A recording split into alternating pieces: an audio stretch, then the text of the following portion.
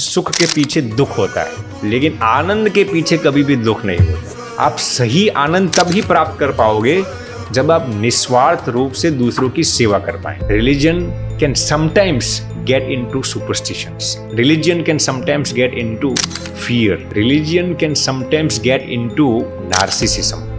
Religion can sometimes also get into some sort of racism. लेकिन spirituality के अंदर ना तो racism है, ना तो narcissism है, ना तो किसी भी प्रकार का डर है। spirituality के अंदर निर्भयता और प्रेम ही है। The increasing number of rape cases in our country. What exactly is the problem with people? क्या ये एक मानसिक रोग है? आजकल की कुछ OTT सीरीज, Amazon पर जो ये सीरीज आ गई है, जिस तरीके से ये भद्दी हरकतें दिखाई जाती है, एक पति अपनी ही सासू को गलत दृष्टि से देखता हो, भाई अपनी ही बहन को गलत दृष्टि से देखता हो, पिता अपनी ही बेटी को भी गलत दृष्टि से देखता हो, तो ऐसी सीरीज को देखकर कभी कभार इंसान की सेक्सुअल एक्साइटमेंट ज़्यादा उत्तेजित होता है। पॉसिबल है कि इतनी छोटी उम्र में बालक को, एक बच्चे को इतनी ज्ञान की प्राप्ति हो जाए? कि स्पिरिचुअलिटी में कभी कभार ऐसा पाखंड होने की बहुत गुंजाइश होती है और इनकी वजह से पूरे स्पिरिचुअल डोमेन को ये लोग कलंकित कर देते हैं।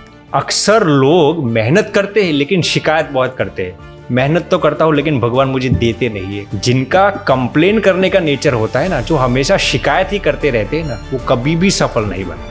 Meditation is one of the best way to control your thoughts. Meditation करने से इंसान वाकई अपनी जिंदगी में सफल बन सकता है। जो लोग हर दिन कम से कम 30 मिनट मेडिटेशन करते हैं ना जी, 86% of those people are successful in their life.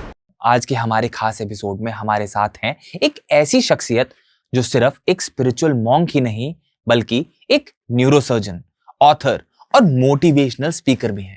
हमने उनसे जाना कि स्पिरिचुअलिटी और मेंटल हेल्थ का क्या कनेक्शन है और कैसे हम स्ट्रेस, एंजाइटी और डिप्रेशन जैसे इश्यूज को स्पिरिचुअलिटी के जरिए दूर कर सकते हैं। स्वामी जी से हमने ये भी डिस्कस किया कि हम अपने इमोशंस को कैसे समझ और एक्सेप्ट कर सकते हैं और लाइफ के असली पर्पस के साथ अलाइन कैसे हो सकते हैं। साथ ही स्वामी जी ने शेयर किया कि भगवान कहाँ मिलते हैं, सेल्फ रियलाइजेशन क्या है और कैसे हम अपनी डेस्टिनी को कंट्रोल कर सकते हैं। इसलिए दोस्तों, अगर आप अपने जीवन में क्लैरिटी, शांति और बैलेंस लाना चाहते हैं तो ये पॉडकास्ट आपको जरूर देखना चाहिए। चलिए शुरू करते हैं, लेकिन उससे पहले अगर आपने हमारे चैनल को सब्सक्राइब नहीं किया है तो जल्दी से कर दो, क्योंकि आपका एक सब्सक्रिप्शन हमें मोटिवेट करता है आपके लिए ऐसा बेहतर कंटेंट लेके आते रहने के लिए। नमस्कार महाराज। प्रणाम प्रणाम।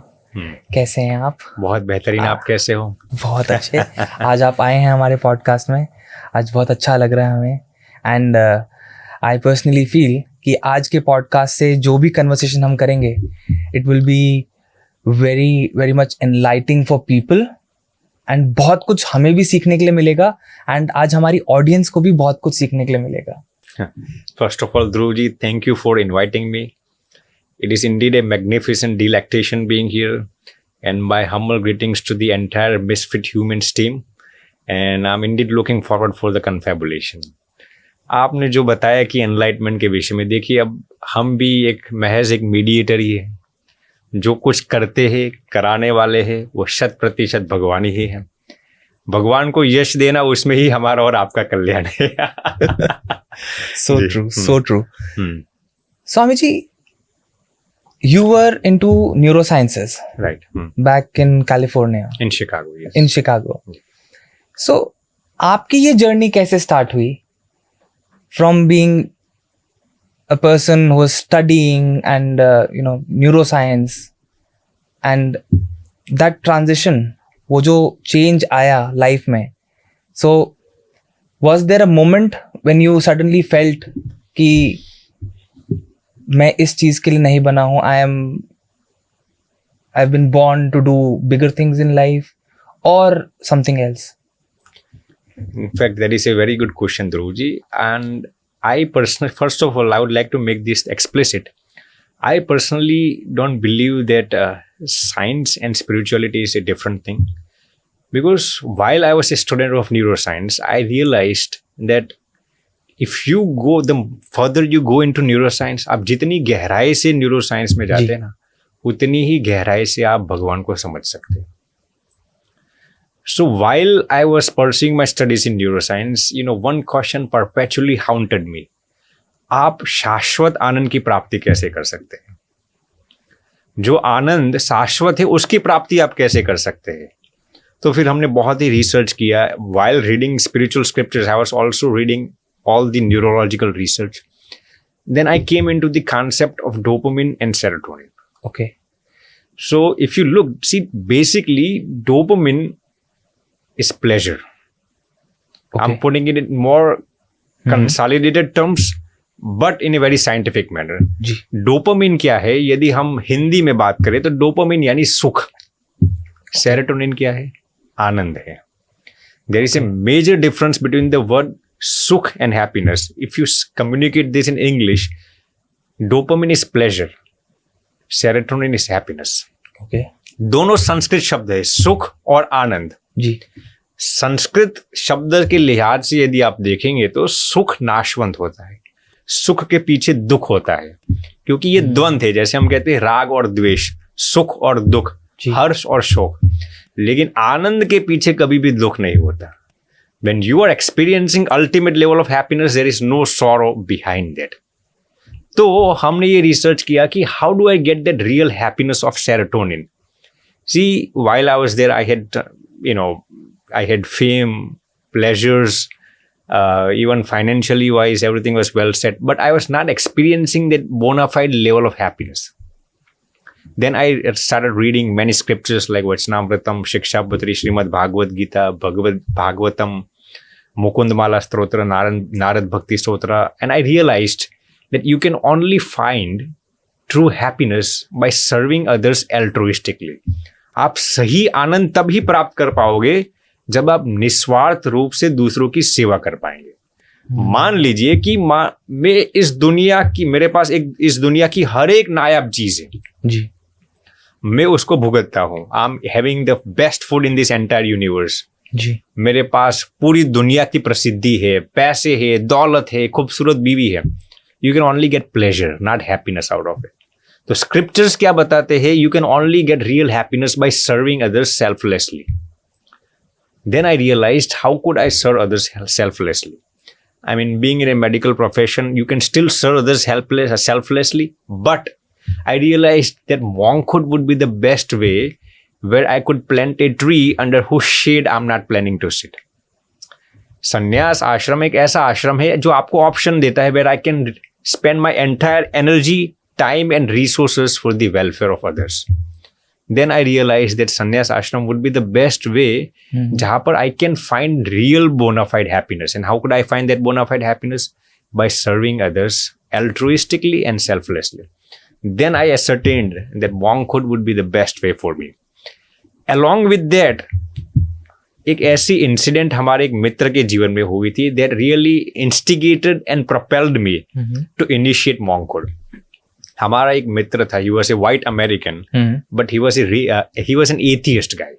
Atheist यानी he did not believe in God, जो भगवान पर विश्वास ही नहीं करते थे. Okay. तो हमारे कॉलेज में हम 3-4 करीब के मित्र थे. उसमें से 1-2 इंडियन थे, बाकी के 4-5 अमेरिकन थे. तो इसमें से हम सब थोड़े तो स्पिरिचुअल थे, लेकिन that guy was a hardcore atheist. भगवान पर उनको 100% विश्वास ही नहीं था. जब भी हम भगवान की बात करें, he was saying all of this is nonsense. तो एक समय उनके जीवन में ऐसा हुआ when he was approximately, I forgot the real age, 23-24. He was in the same field as me in neuroscience, and उनको यकायक blood cancer diagnosis हुआ. So he went to the doctor and doctors told him that he's suffering from 4th stage leukemia, blood cancer. Okay. And doctors told him that you will not be able to survive more than 2 months in your life. Okay. ज्यादा से ज्यादा आप 2 ही महीने जी पाएंगे, not beyond that. This guy was extremely perplexed, bewildered. He became extremely exasperated. बहुत ही मायूस और मनहूस हो गए वो 2 महीने, और वो भी युवा अवस्था में. उनको मालूम पड़ा मैं ज़्यादा नहीं जी पाऊंगा. और उनकी फैमिली भी बहुत लेविश फैमिली थी, बहुत ही रिच फैमिली थी. घर पे भी पिताजी डॉक्टर थे, माताजी डॉक्टर थे, सब एक्सट्रीमली रिच फैमिली. अब उनको मालूम पड़ गया मैं 2 महीने से ज़्यादा नहीं जी पाऊंगा जी. एक दिन ऐसा होता है कि भगवान उनके स्वप्न में आते हैं और कहते हैं he communicates with him in English, I cure your cancer. Okay. So this guy thought he was an atheist. उन्होंने कहा ये सब सुपरस्टिशंस है, ये सब अंधश्रद्धा है, मैं सब ऐसी चीजों में एतबार नहीं करता जी। दूसरे दिन कॉलेज में आते बहुत ही मायूस हो गए थे वो, तो उनको मालूम था मैं मरने वाला था जी। दूसरी रात को भगवान फिर उनके स्वप्न में आते हैं और कहते हैं I cure your cancer. Okay. This guy he thought that since I am having imaginations of all of these things, ऐसा लगता है। तीसरे दिन भगवान उनके स्वप्न में आते हैं ध्रुव जी, और he tells him I cure your cancer. तीन बार ऐसा हुआ।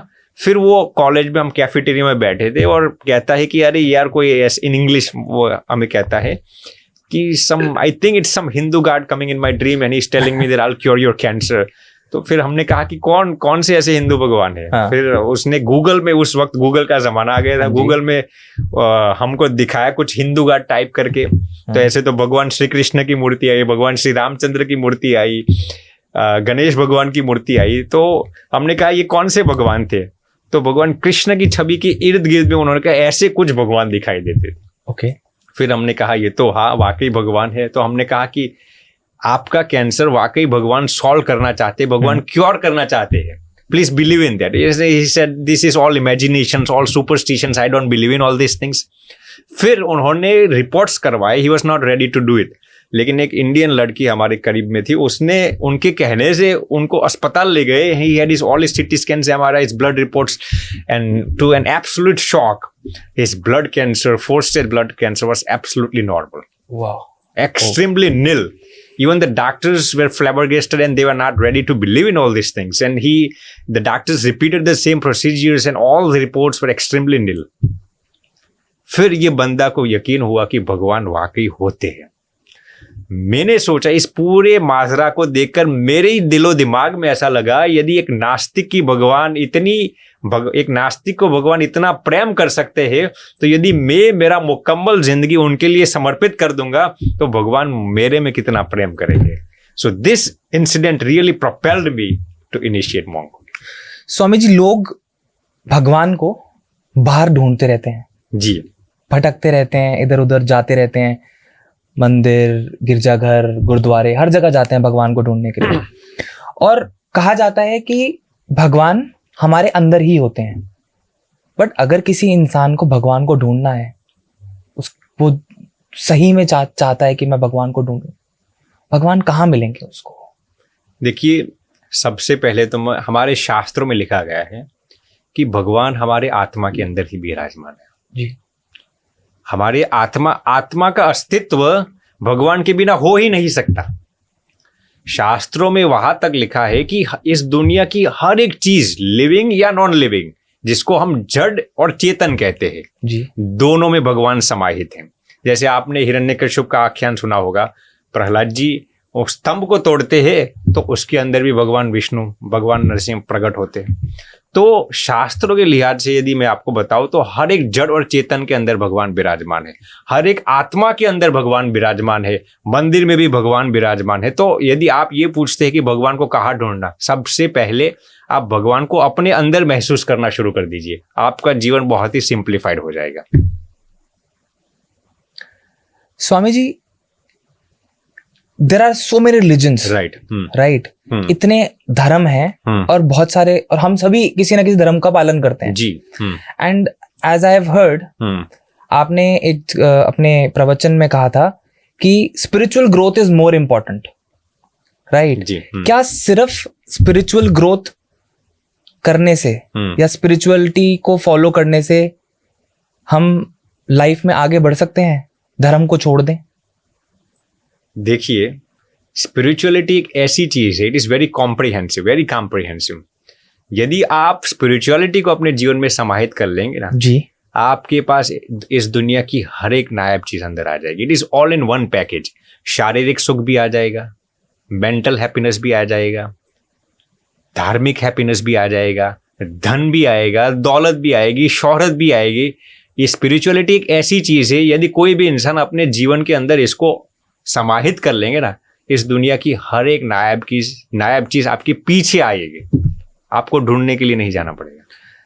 But if we talk about things in a spiritual perspective, right, right, and हम लाइफ का असली पर्पस ढूंढने की कोशिश करें. जी. So what is the real purpose of life so that we can, align each and everything in our day-to-day lives? We can ji. change our lifestyle. Ji. What is the real purpose of life? That's the question. जी. देखिए, the real purpose of life, if you ask anyone, आपकी जिंदगी का purpose क्या है? किसी को भी, आप पशु को पूछ लीजिए, इंसान को पूछ लीजिए, किसी टेररिस्ट को पूछ लीजिए, किसी पॉलिटिशियन को, कोई भी इंसान को, हर एक इंसान सुखी होना चाहता है. क्या होना चाहता है? सुखी होना चाहता है. तो शास्त्रों में भी ये लिखा है कि आपका मकसद होना चाहिए, आप खुश रहो, सुख रहो. अब वो सुख मिलेगा कैसे आपको? भगवान की शरणागति लेने से, Okay. भगवान का नाम स्मरण करने से, भगवान को मुकम्मल समर्पित होने से. तो हमारी जिंदगी का मकसद, आप बताओ या ना बताओ, कोई इंसान पैसा कमाना चाहता है. क्यों भैया? सुखी होने के लिए ही ना. तो जिंदगी का मकसद, हर एक इंसान का मकसद यही होता है कि मैं खुश रहूं, सुखी रहूं. तो हर एक इंसान का मकसद यही होना चाहिए. अब मकसद आपका सार्थक कैसे होगा? आप जितने भगवान के अंदर जाएंगे, जितनी स्पिरिचुअलिटी को अपने जीवन में समाहित करेंगे, जितने भगवान के अंदर ओतप्रोत हो जाएंगे ना, उतना ही आप इस जिंदगी के मुकम्मल यथार्थता को सिद्ध कर पाएंगे. एक कंफ्यूजन रहता है. जी बोलिए. वो ये कि स्पिरिचुअलिटी और रिलीजन में, being a spiritual person and being a religious person, इन दोनों में क्या डिफरेंस है? लोगों को यही नहीं समझ में आ पा रहा कि हम जब धर्म की बात करते हैं तो भी say it's religious, right? And then there is another term which is right, spirituality. Right. बहुत कंफ्यूजन है. What is the difference between being religious and being spiritual? Very good question. See, there is a drastic difference between spirituality, being spiritual and being religious. First of all, जब आप spirituality शब्द का उपयोग करते हैं ना, तो उसके अंदर religion आ ही जाता है. Right. Spirituality एक ऐसा broad शब्द है, एक ऐसा माने इतना विशाल शब्द है, उसके अंदर सब कुछ चीजें समाहित हो जाती है. मैं आपको एक सिंपल एग्जांपल देता हूँ ध्रुव जी. जी. कोई इंसान यदि स्पिरिचुअल है ना, तो वो भगवान की भक्ति भय से कभी नहीं करेगा. वो हमेशा प्रेम से ही भगवान की भक्ति करेगा. जबकि यदि कोई इंसान यदि सिर्फ हार्डकोर रिलीजियस है ना, तो रिसर्च में भी प्रूव हुआ है, people who are hardcore religious, meaning who do not have spirituality in their life, 80% of them are stressed. आप कहेंगे रिलीजियस होने से आप स्ट्रेस्ड कैसे हो सकते हैं? रिलीजियस होने से आप स्ट्रेस्ड कैसे हो? लेकिन यदि आप रिलीजियस है लेकिन स्पिरिचुअल नहीं हो ना, दैट भक्ति will give you more stress. क्योंकि आप महज कर्म कांड में ही घुस जाएंगे. आप ये कहेंगे अरे आज शनिवार है, आज हनुमान जी की भक्ति नहीं करूंगा तो ऐसा दंड मिलेगा. आज ये गुरुवार है, आज बृहस्पतिवार है, यदि मैं ये नहीं करूंगा तो ये हो जाएगा.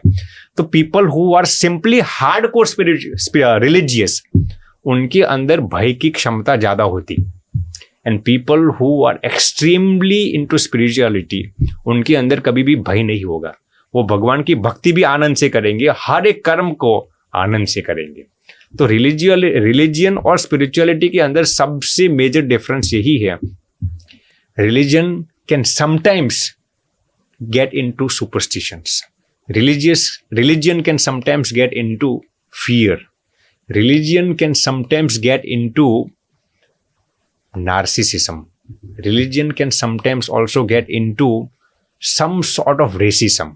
लेकिन स्पिरिचुअलिटी के अंदर ना तो रेसिज्म है, ना तो नार्सिसिज्म है, ना तो किसी भी प्रकार का डर है. स्पिरिचुअलिटी के अंदर निर्भयता और प्रेम ही है. रिलीजियस होना हम समझ गए जी. बट अभी भी मैं स्पिरिचुअलिटी को सही तरीके से समझ नहीं पा रहा हूँ जी. मैं मंदिर गया, मैं गिरजाघर गया, मैं गुरुद्वारे गया और मैंने अपने धर्म का पालन किया.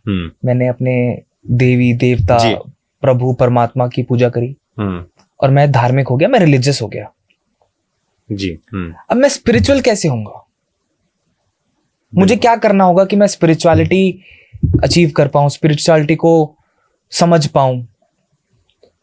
ये एक बहुत बड़ा कहीं ना कहीं सवाल है लोगों के मन में, कहीं ना कहीं हमारे खुद के मन में कभी कभी ये सवाल भी आता है कि धर्म तो मुझे समझा रहा है, being religious is being taught since I was born, someone और the other person told me मंगलवार को हनुमान जी की पूजा होती है, सोमवार को ये पूजा होती है, बुधवार को ये पूजा होती है, बट मुझे आज तक भी किसी ने ये नहीं समझाया या ये नहीं बताया कि स्पिरिचुअल कैसे बनना है, क्या ऐसा क्या करना होगा कि मैं स्पिरिचुअलिटी समझ पाऊं, मैं और स्पिरिचुअल हूं। देखिए, पहले तो मैं आपको बता देता हूं, आपने जो प्रश्न पूछा ना, रिलीजन है ना, रिलीजन जी, ये डेस्टिनेशन नहीं है, एक पैथ है, एक डगर है, एक मार्ग है। कई लोग ऐसा सोचते हैं कि हम रिलीजियस हो गए तो हमने अल्टीमेट डेस्टिनेशन प्राप्त कर लिया। ये गलत है, आप अभी रास्ते पर ही हो। रिलीजियस होना इसलिए रिलीजियस कहा गया है ताकि आप स्पिरिचुअलिटी के अंदर घुस सके। अब स्पिरिचुअलिटी के अंदर कैसे जा सकेंगे आप? इसका एक ही मुकम्मल उपाय है, जब आप हर एक इंसान के अंदर भगवान का दर्शन करना शुरू कर देंगे, जब आप हर एक जड़ और चेतन के अंदर भगवान के अस्तित्व का महसूस करेंगे, तब आप स्पिरिचुअलिटी में घुसेंगे और तभी आप स्पिरिचुअल बन पाएंगे। तो रिलीजियन एक पैथ है, स्पिरिचुअलिटी एक डेस्टिनेशन है, और तभी आप स्पिरिचुअल बन पाएंगे जब आप हर एक चीज के अंदर भगवान का साक्षात दर्शन कर पाएंगे। यदि मान लीजिए कि मैं रिलीजियस ज्यादा हूं, मैं मान लीजिए कि सब धर्म, सब क्रियाकांड को बखूबी पालन करता हूं, लेकिन मेरे सामने जो भी इंसान आए उसके अंदर मैं भगवान का दर्शन नहीं करता, मैं उसके साथ किसी भी प्रकार की चीटिंग कर लेता हूँ, मैं उसके सामने गलत बोलता हूँ, चलिए मैं कभी भी कितना भी कर्म कांड करता हूँ, लेकिन स्पिरिचुअलिटी को मैंने अपने जीवन में नहीं अपनाया, क्योंकि मैं सामने वाले के साथ तुरंत झूठ बोल सकता हूँ, सामने वाले के जज्बातों के साथ खिलवाड़ कर सकता हूँ, सामने वाले को ठग बना सकता हूँ। तो ये स्पिरिचुअलिटी नहीं सिखाते। But what exactly is self realisation? how can a person understand जी कि ये समय आ गया है, राइट? स्पिरिचुअलिटी का जो पाथ है उसमें self realisation, as you only said that it is very important, right? तो सेल्फ रियलाइजेशन कब आती है इंसान को? देखिए, शास्त्रों के अनुसार मैंने जो बताया, जैसे तुलसीदास जी का दोहा है ना, सिया राम मैं सब जग जानी, करहु प्रणाम जोरी जुग पानी। ये जो आपके जीवन में मुकब्बल हो जाता है, चरितार्थ हो जाता है ना, तो आप स्पिरिचुअलिटी की पराकाष्ठा पर चले गए। जब आपको हर एक जड़ चेतन के अंदर महज महज महज ऊपर वाला का ही दर्शन, मान लीजिए मैं आपके साथ अभी बोल रहा हूँ, पॉडकास्ट करते हैं, तो मुझे ध्रुव जी का शरीर तो दिखाई देता है, उनके अंदर आत्मा भी दिखाई देगी, और आत्मा के अंदर जब परमात्मा के दर्शन होने लगेंगे ना, तो ये स्पिरिचुअलिटी की पराकाष्ठा पर आप पहुंच गए हैं। स्वामी जी, लोग अक्सर कहते हैं कि जो हमारा जो माइंड है जी, right, it is both our biggest strength right and our biggest obstacle. जी, how would you describe the mind? I personally describe mind as a friend, not an as enemy. मैं ऐसा मानता हूं कि यदि आपको अपने माइंड के पास काम लेना आता हो ना, mind will give you absolute success. इस दुनिया में आप देखेंगे ध्रुव जी, पीपल, जितने भी लोग जी तरक्की कर पाए हैं या जितने भी लोग सफल बन पाए हैं ना, आप देखना, जितने भी आध्यात्मिक संत आध्यात्मिकता की पराकाष्ठा पर पहुंचे ना जी, या फिर इस दुनिया में कोई भी लोग सफलता की पराकाष्ठा पर पहुंचे, बिल गेट्स हो या स्टीव जॉब्स हो, अंबानी हो, कोई भी हो, सब इसी वजह से पहुंचे हैं, क्योंकि उन्होंने अपने माइंड को मित्र बनाया है। अपने माइंड के पास अपने गोल्स को कैसे सिद्ध करवाना है, उसकी स्किल्स उनके पास है। लोग कहते हैं अरे ये तो दिमाग है, माइंड का कभी विश्वास नहीं करना चाहिए, माइंड आपको धोखा दे सकता है, माइंड आपके साथ विश्वासघात कर सकता है। मैं ऐसा नहीं मानता। यदि आप माइंड को एक मित्रवत रखते हो ना, वही माइंड आपको सफलता की पराकाष्ठा पर ले जाएगा। तो आई सी माइंड एज ए फ्रेंड, जो आपने प्रश्न पूछा। बट बहुत सारी जगहों पे ये भी कहा जाता है कि जो हमारे कर्म होते हैं और हमारी डेस्टिनी होती है जी, वो सब पहले से ही लिखा हुआ है। It's predestined, everything is written, right? If everything is written, right, as we say, कोई इंसान गरीब पैदा होता है, कोई इंसान अमीर पैदा होता है, तो अगर सब कुछ ही प्रीडेस्टिन्ड है, सब कुछ ही प्री प्लान्ड है, देन क्या पर्पस है लाइफ का? सब कुछ तो लिखा हुआ है. जी. How can we, it's हाँ. very somewhere it's very confusing right. for everybody. जब सब कुछ ही लिखा हुआ है तो फिर मैं कुछ क्यों करूं? जी. देखिए, भगवान ने कर्म करने का हर एक इंसान को अधिकार दिया है. मान लीजिए कोई इंसान ऐसा कहेगा कि भाई मेरे कर्म में तो पैसे लिखे हैं या मेरे कर्म में तो गरीबी लिखी हुई है. यदि वो मेहनत ही नहीं करेगा, कुछ ही नहीं करेगा, तो क्या आप क्या सोचते हैं कि उनको पैसा मिल जाएंगे, उनको सफलता मिल जाएगी? देखिए, ये जो लोग ऐसा कहते हैं ना कि एवरीथिंग इज प्रीडिस्टाइंड, मेरे हिसाब से ये सबसे ज्यादा स्पिरिचुअलिटी के विरोधी है. धर्म, अध्यात्म कभी भी आपको ये नहीं सिखाता कि सब कुछ प्रीडिस्टाइंड है, अब छोड़ दीजिए. कभी भी ये नहीं सिखाता. भगवान ने हमेशा यही सिखाया है, शास्त्रों ने हमेशा यही सिखाया है कि आप ऐसा ही समझो कि कुछ भी प्रीडिस्टाइंड नहीं है. कुछ भी प्रीडिस्टाइंड नहीं है. आप अपना कर्म करके अपना भविष्य निर्माण करते हैं. तो शास्त्रों में भी ये बताया गया है कि जो लोग ऐसा कहते हैं ना कि सब कुछ प्रीडिस्टाइंड है, सब कुछ प्रीडिस्टाइंड है, पर्सनली स्पीकिंग मैं ऐसे लोगों की संगति भी कभी नहीं करता. क्योंकि ऐसे लोगों की संगति करने से आप ज्यादा निकम्मा हो जाते हैं, आप ज्यादा आलसी बन जाते हैं, आप ज्यादा फूहड़ बन जाते हैं.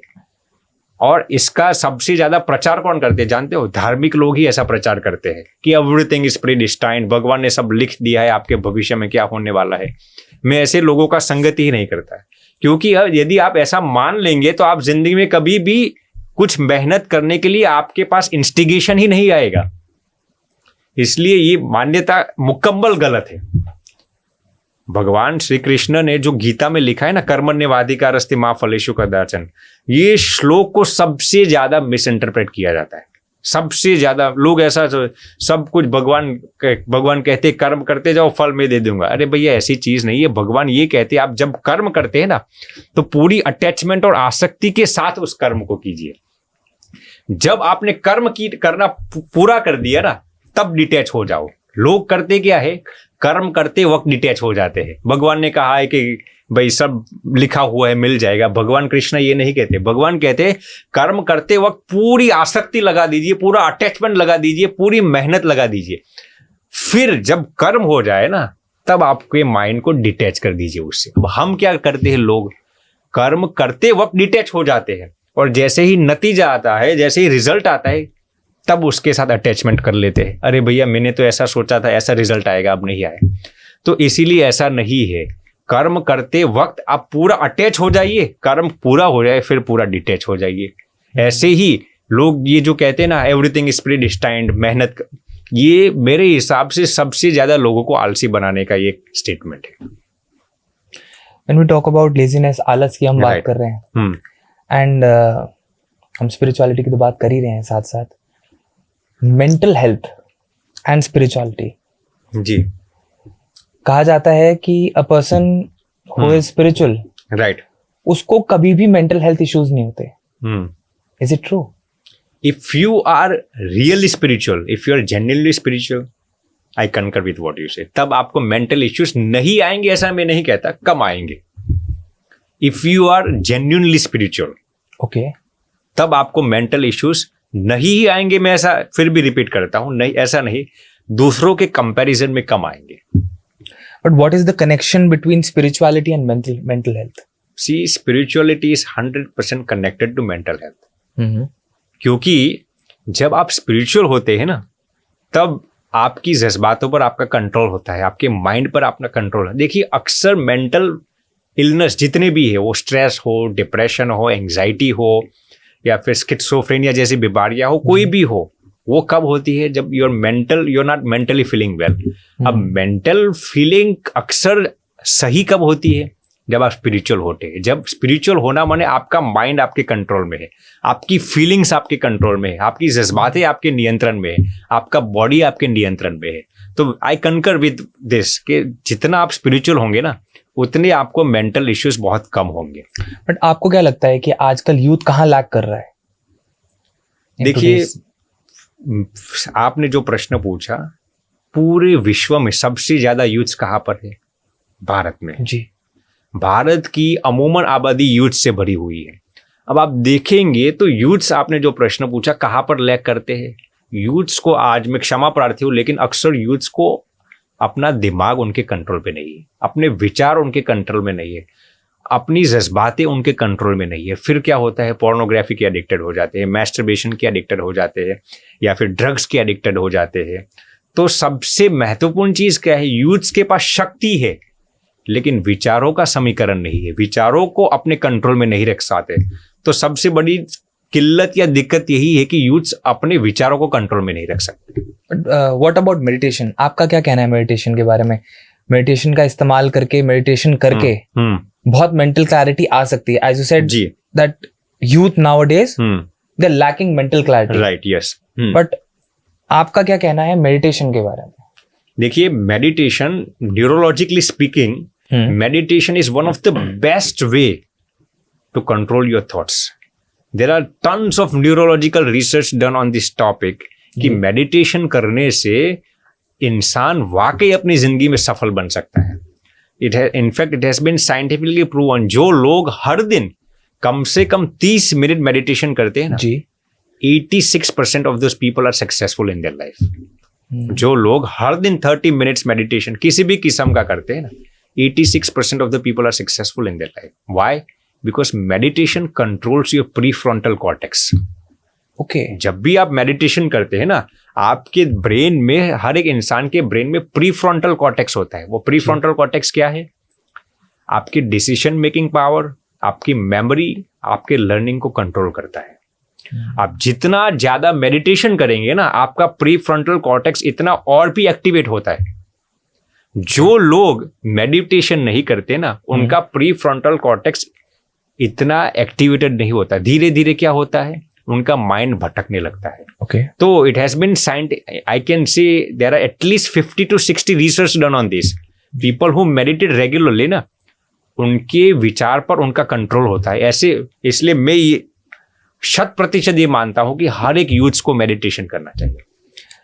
बहुत सारे लोग जो भी पॉडकास्ट देख रहे होंगे, who might be thinking कि हमें मेडिटेशन स्टार्ट करनी चाहिए, राइट, एंड उनका पहली बार भी हो सकता है।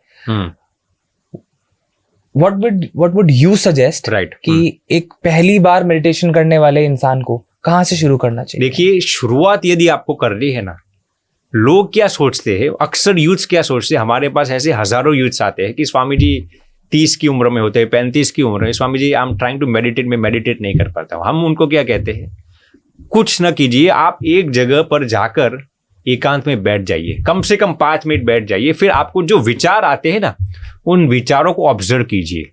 आपको विचारों को, मैं ऐसा नहीं कहता कि आप सीधे भगवान का मेडिटेशन कर दीजिए, ये चीज का मेडिटेशन कर दीजिए। कम से कम शुरुआत के दायरे में ना, मेडिटेशन क्या है, you meditate on one particular thing. तो मेडिटेशन करने की सबसे प्रथम तरीका क्या है, आप एक जगह बैठ के विचार कीजिए, आपको कौन कौन से विचार आते हैं।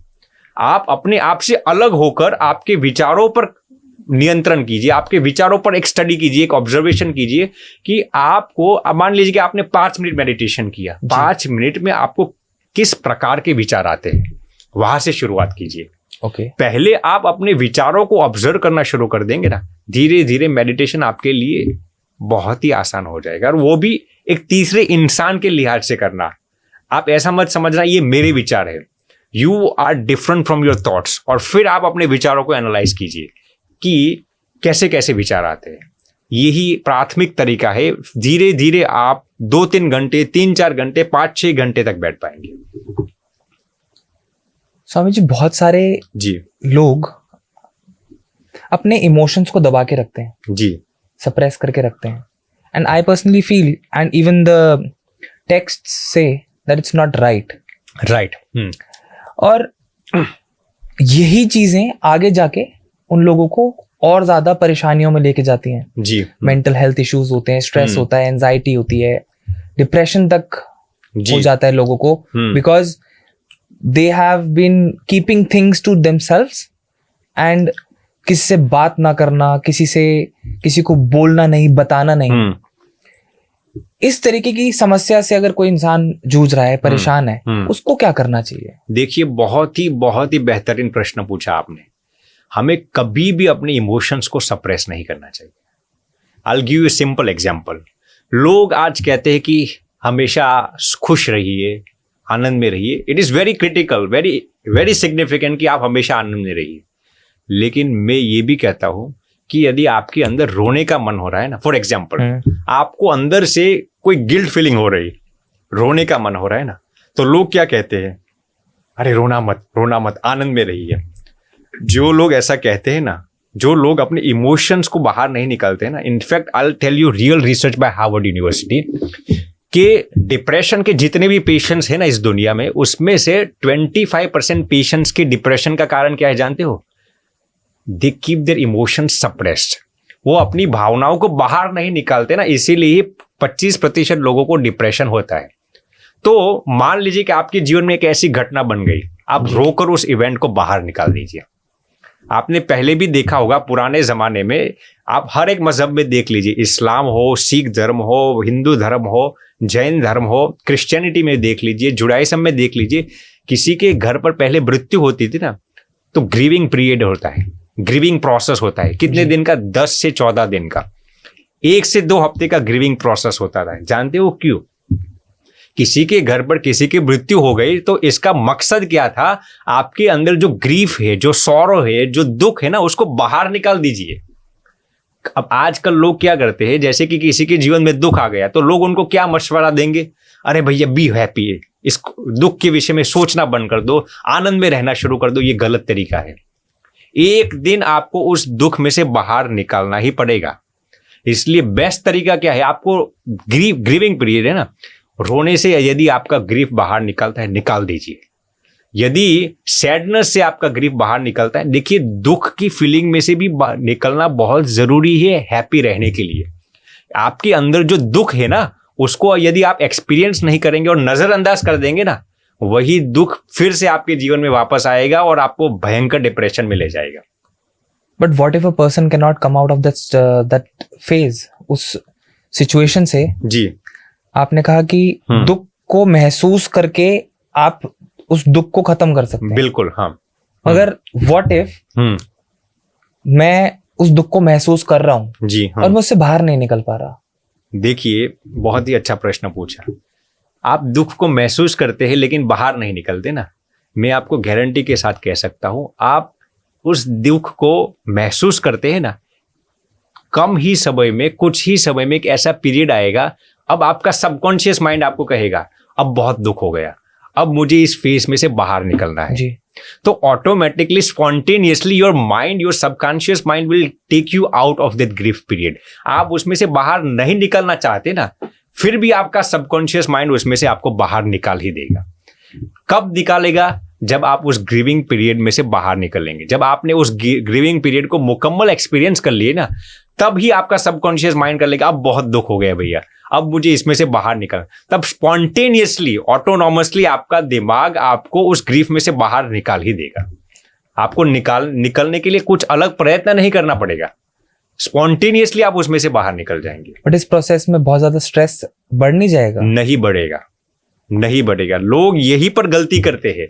आजकल के कुछ ऐसे इन्फ्लुएंशियल स्पीकर्स ने ऐसा दावा कर दिया है कि भाई हमेशा खुश रहो, हमेशा पॉजिटिव रहो। ये गलत तरीका है। थोड़े समय के लिए आप पॉजिटिव रहेंगे, फिर वही पॉजिटिविटी आपको डिप्रेशन में ले जाएगी, वही पॉजिटिविटी आपको नेगेटिविटी में ले जाएगी। ये गलत। लोग कहते हैं ना कि मान लीजिए कि I am just give U a simple example, किसी के घर पर किसी की मृत्यु हो गई, तो आप उस ग्रीविंग प्रोसेस में से दुख को एक्सपीरियंस करेंगे ना, तो वो आपको स्ट्रेस या डिप्रेशन में नहीं ले जाएगा। धीरे धीरे आप उस ग्रीविंग पीरियड में से बाहर निकलते हैं और आनंद की ओर जाते हैं। आप जितना उसको दबा देंगे ना, एक दिन उसमें से ज्यादा डिप्रेशन में आपको चलना पड़ेगा। इसलिए ग्रीविंग पीरियड में से बाहर आप एक्सपीरियंस करते हैं ना, वो आपको डिप्रेशन में नहीं ले जाता, आप धीरे धीरे आनंद की ओर जाते हो। बट व्हाट एग्जैक्टली स्ट्रेस क्या है? देखिए, आई often claim this, stress is expectations minus reality. आपकी जितनी एक्सपेक्टेशंस ज्यादा और रियलिटी कम है ना, तो आपको स्ट्रेस आएगा ही। मैं अक्सर ये एग्जांपल देता हूं कि मान लीजिए कि किसी इंसान को ऐसा है कि ये लड़की मुझे 100% प्रेम करती है, हाँ। और जिस दिन ये रियलिटी आपके सामने आएगी तो ये तो लड़की मुझे 50% ही प्रेम करती है, आप उसको 50% प्रेम करते हैं, ऐसा नहीं। जिस दिन ये रियलिटी सामने आएगी कि वो लड़की आपको 50% ही प्रेम करती है, तो आपकी एक्सपेक्टेशंस कितनी थी? 100। वो लड़की वाकई आपको 50% ही प्रेम करती है, तो 50%, 100 - 50, आपको स्ट्रेस आएगा ही। That's so true. I right now feel that if a person, वो एक तरीके से रियलिटी चेक है जी, है ना, कि आपको अगर पता है कि क्या हो रहा है, if you're aware, जी, self awareness, again that term comes out, that if you're self aware, you know what to do, how Right. to tackle things, right, it becomes much easier. Right, but Swami ji, stress की जब हम बात करते हो, anxiety right, भी एक बहुत बड़ी प्रॉब्लम है, बिल्कुल जी, that occurs and that creates more problems. Right, yes. So क्या स्ट्रेस और एंजाइटी दोनों अलग अलग हैं या बिल्कुल। कोरिलेटेड हैं? अलग भी है और कोरिलेटेड भी है। हाउ? देखिए, पहले तो मैं ये बता देता हूं कि स्ट्रेस जो लोग हमेशा कहते हैं खराब है, गलत है, ये कतई गलत है। स्ट्रेस एक प्रकार की फीलिंग है।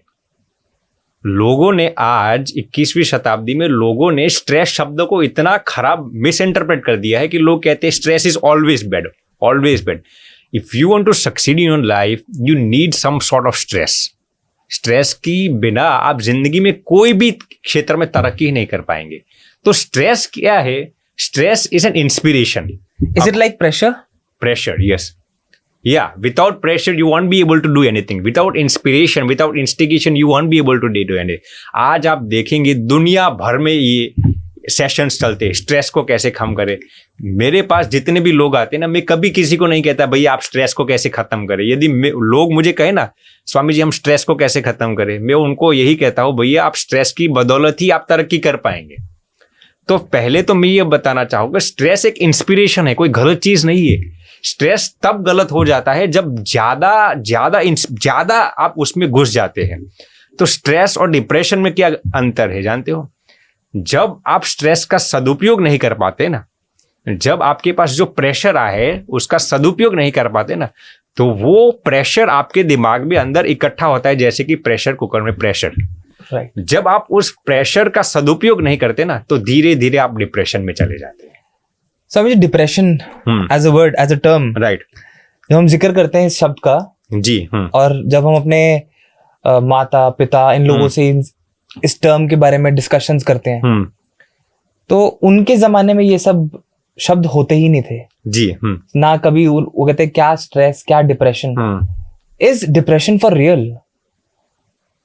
डिप्रेशन रियल तो है, लेकिन एट द सेम टाइम में एक ऐसा शब्द इस्तेमाल करता हूँ, डिप्रेशन मेरे हिसाब से एक प्रकार के नौटंकी भी है। मेरे हिसाब से देखिए, डिप्रेशन कम्स बाय चॉइस, ये मेरा मानना है। ओके।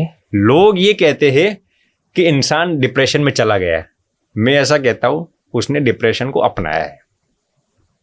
क्योंकि किसी भी इंसान को न्यूरोट्रांसमीटर्स की इम्बैलेंस से डिप्रेशन ऐसे नहीं आ जाता। ओके। हर एक इंसान की अपनी कुछ मांगे होती है, अपने कुछ डिजायर्स होते हैं, अपने कुछ ऐसी हसरतें होती है, वो जब पूरी नहीं होती या फिर ऐसा कुछ नहीं होता, तब इंसान डिप्रेशन को बाय चॉइस अपनाता है। आई नेवर से कि इंसान को डिप्रेशन आ गया है, इंसान डिप्रेशन को अपनाता है, बाय चॉइस अपनाता है। तो मैं ऐसा भी नहीं कहता कि डिप्रेशन गलत है, लेकिन मैं ये तो जरूर कहूंगा कि इंसान डिप्रेशन को बाय चॉइस अपनाता है, फिर वो गलत हो या सही हो, लेकिन इंसान अपनी ही इच्छा से डिप्रेशन को अपनाता है। But when we talk about all these things, right, there is another thing that comes out, that is financial stress. Right, है ना? यस। एंड बहुत बड़ा इशू बन चुका है फाइनेंशियल स्ट्रेस। एंड आपको क्या लगता है कि फाइनेंशियल स्ट्रेस क्यों बढ़ रहा है आजकल लोगों में? लोगों को पहले भी तो लोग परेशान होते थे, तंगियां होती थी लोगों की जिंदगी में, right? But people are committing suicide, right?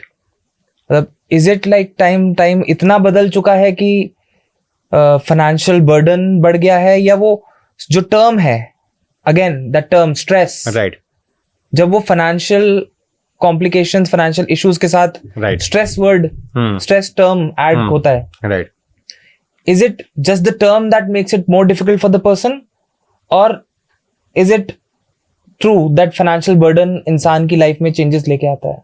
देखिए, फाइनेंशियल स्ट्रेस वाकई होता भी है, मैं ऐसा इसको संपूर्ण तरीके से दरकिनार भी नहीं करता जी। लेकिन फाइनेंशियल स्ट्रेस भी आप मैनेज कर सकते हैं। हाउ? देखिए, मैं आज की बात बताता हूँ। मैं जब गाड़ी में आ रहा था तो एक बंदा का मेरे पास फोन आया। अब ही रन से मल्टी मिलियनर कंपनी, अब उनको अब डेट हो चुका है, माने दिवालिया किसी भी प्रकार का कर्ज हो चुका है, ऋण हो चुका है। तो उनको तकरीबन 25 करोड़ का कर्ज हो चुका है। अब मैंने उनको यही प्रश्न पूछा कि क्या आपको इसका स्ट्रेस है, इसकी वजह से आप डिप्रेशन में जाते हैं या नहीं? 25 करोड़ का कर्ज, कितना? 25 करोड़ का। एक साल पहले वो हर महीने में 2 करोड़ यूं ही कमा लेता था। एक साल पहले की मैं बात, आज ही की उसके गाड़ी में ही उसका फोन आया था। एक साल पहले ही used to earn 2 crore every month. Okay. अब क्या हुआ? 25 करोड़ का कर्ज हो चुका है। मैंने उसको स्पिरिचुअल पर्सपेक्टिव से पूछा, आपको इसका क्या डिप्रेशन या स्ट्रेस है? उसने कहा 1% भी नहीं। मैंने कहा क्यों भैया? स्वामी जी, मेरे पास बहुत लोग पैसे भी मांगते हैं, लेकिन मुझे स्ट्रेस या डिप्रेशन इसका इसलिए नहीं है क्योंकि मैं पूरी मेहनत करता हूँ और मुझे पूर्ण विश्वास है कि भगवान इसमें से मुझे यकीनन बाहर निकाल देंगे। अब दूसरा ही बंदा, एक हफ्ते पहले उसका मेरे पर फोन आया था। उसका कर्ज था महज 2 लाख का। कितना? 2 लाख का कर्ज था। फाइनेंशियल स्ट्रेस ही था उसको भी। उसका फोन इसलिए आया कि Swami ji, I am planning on committing suicide. Real story मैं आपको बताता हूं। एक भैया है गुजरात के ही, 2 लाख का कर्ज है। 2 लाख के कर्ज की वजह से वो सुसाइड कमिट करना चाहता था। अब दोनों को फाइनेंशियल स्ट्रेस तो था ही। एक को फाइनेंशियल स्ट्रेस की बदौलत डिप्रेशन नहीं आया, एक को फाइनेंशियल स्ट्रेस की बदौलत वो 2 लाख में सुसाइड कमिट करना चाहे। इसको 25 करोड़ का डेट है, वो आनंद में रह सकता है और एक बंदा सुसाइड करना चाहता है। मैंने उसको भी पूछा, भाई आप सुसाइड करना क्यों चाहते हैं? स्वामी जी, मेरे जैसा इस दुनिया में किसी पर भी दुख नहीं। मैंने कहा बेवकूफ, इस दुनिया में ऐसे कई लोग हैं जिनके पास 200 करोड़ का कर्ज है, फिर भी वो उसमें से बाहर निकल सकते। तो 2 लाख के कर्ज में से बाहर नहीं निकल पाएगा। तो दोनों की मेंटालिटी का मैंने अभ्यास किया। दोनों में फर्क क्या था? एक को भगवान पर मुकम्मल विश्वास था कि मैं मेहनत करके इसमें से बाहर निकल जाऊंगा। एक को क्या लगता था कि मेरे पास कोई रिसोर्सेज नहीं है, तो मैं 2 लाख में से कैसे बाहर निकल पाऊंगा? आप यकीन नहीं करेंगे, उसको कम से कम 10 लोगों ने समझाकर उसने 3 बार तो सुसाइड कमिट करने के प्रयत्न भी कर लिए। फिर उसको डिप्रेशन और स्ट्रेस में से बाहर निकल गया। क्यों? उसके पास भगवान का विश्वास नहीं था। अब फाइनेंशियल स्ट्रेस तो दोनों के पास था, लेकिन एक को हैंडल करना आता था। कैसे? स्पिरिचुअलिटी को अपने जीवन में इंकॉर्पोरेट करने से। दूसरा इंसान था ना जिसको 2 लाख का कर्ज था, वो भी बहुत रिलीजियस था, शनिवार करता था, गुरुवार करता था, लेकिन स्पिरिचुअलिटी उसके जीवन में नहीं था। रिलीजियस था लेकिन स्पिरिचुअलिटी नहीं थी। तो ये मैं कहना चाहूंगा कि financial stress is manageable. Financial stress गलत नहीं है, लेकिन आप उसको मिटा भी सकते हैं यदि स्पिरिचुअलिटी आपके जीवन में सही मायने में हो। नहीं, बट हमें हर रोज कहा जाता है फाइनेंशियल ग्रोथ पे फोकस करो। जी, हम राइट। मैं सोचता हूँ यार, इंसान फाइनेंशियल ग्रोथ पे फोकस करे या मेंटल पीस पे फोकस करे। जी, बहुत बड़ा कंफ्यूजन है। बहुत बड़ा कंफ्यूजन है और आपका प्रश्न भी बहुत अच्छा है। देखिए, आपके हिसाब से how can a person create balance? Right, है ना, एक तराजू है। जी हाँ। तराजू में दोनों तरफ भार है। जी हाँ। है ना, बट संतुलन बनाना तो जरूरी है। बिल्कुल हाँ। मुझे फाइनेंशियल ग्रोथ का भी बर्डन है, कहीं ना कहीं मुझे मेंटल स्ट्रेस हो रहा है, और मुझे कहीं ना कहीं मेंटल पीस भी अचीव करनी है। जी हाँ। मैं रोज सुबह उठता हूँ और मुझे लगता है आज मैं फाइनेंशियली ग्रो करूंगा। जी, but on the other hand I want mental peace. Right. But that growth is somewhere hampering, irritating me, putting more pressure on me and disturbing my mental peace. How will I achieve financial growth, the desire for financial growth, yes, is hampering your mental peace.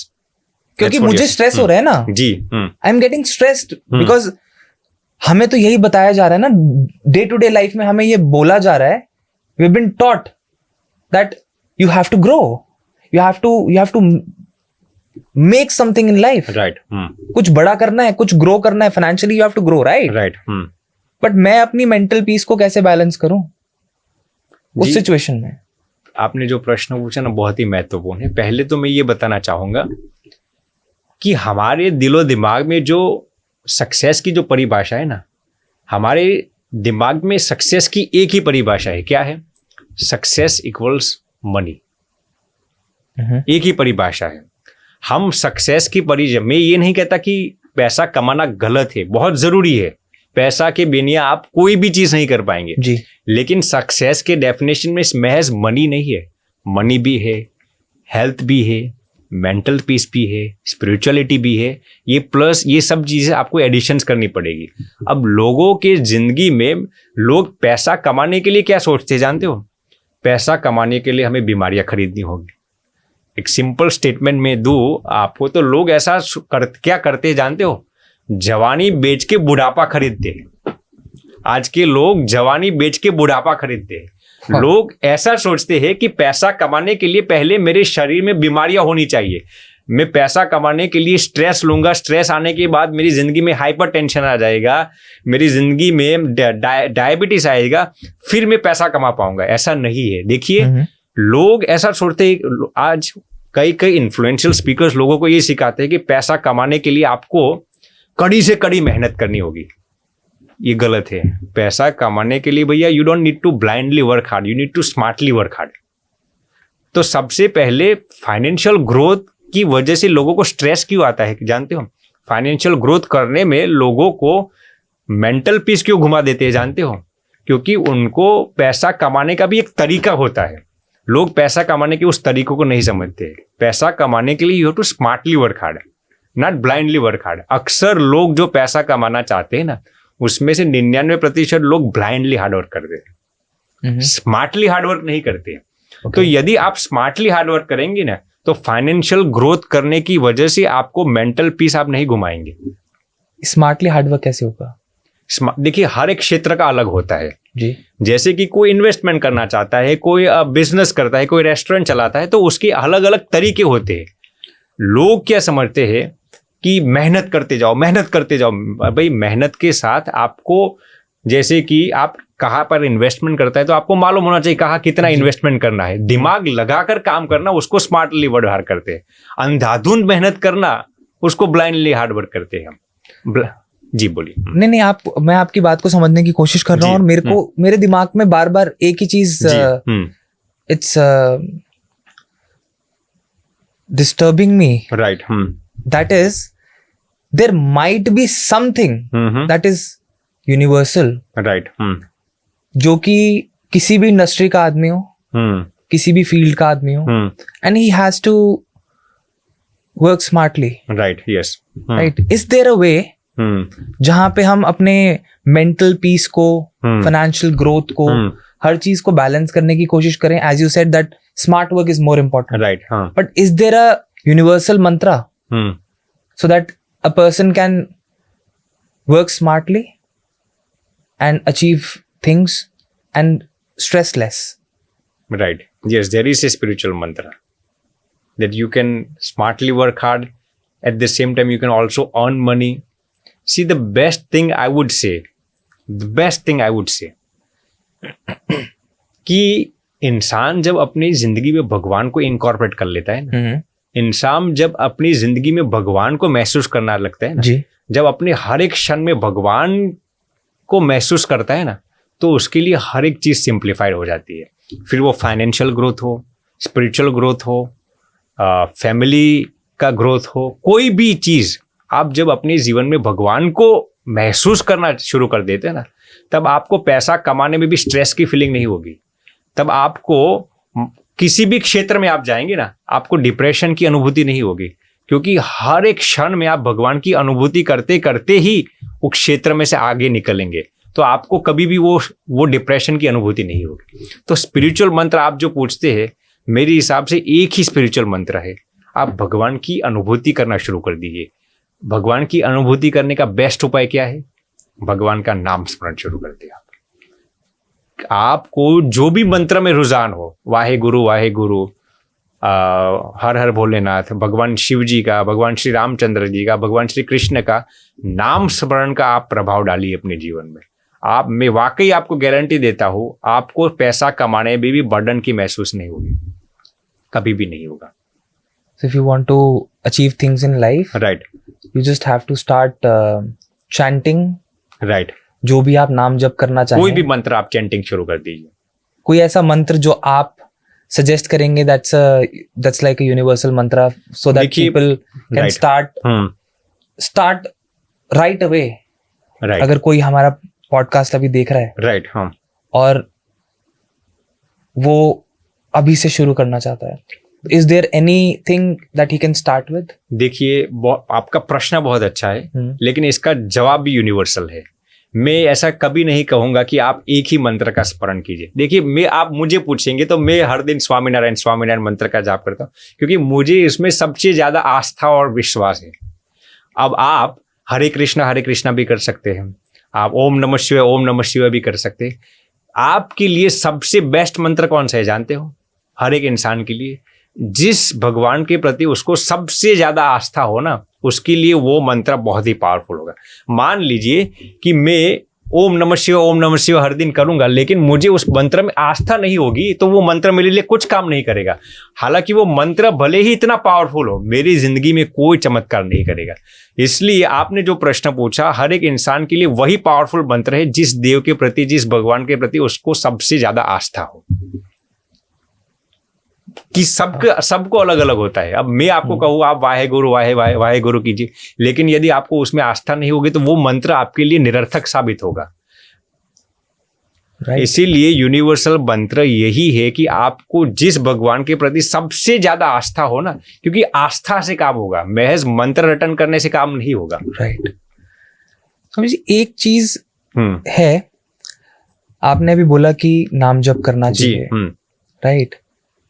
और आपने, जब हमने podcast शुरू किया था तो आपने एक कहानी सुनाई थी अपने एक मित्र की, जिनके सपने में खुद प्रभु आए और उन्होंने दर्शन किए और उनको कैंसर जैसी बीमारी से आराम मिल गया। क्या आपको कभी प्रभु के दर्शन हुए हैं?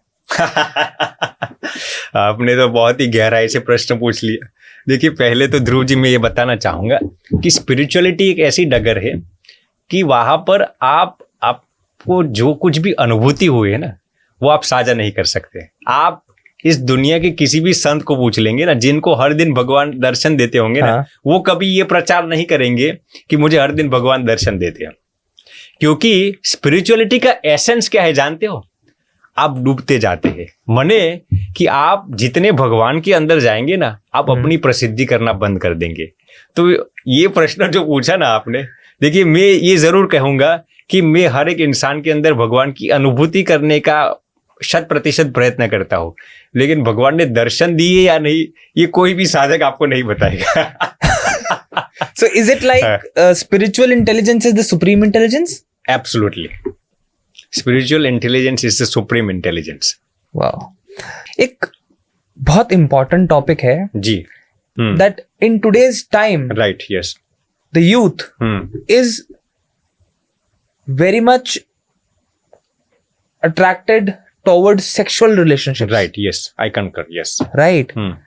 और pornography हो गया, malicious intentions हो गए. Right.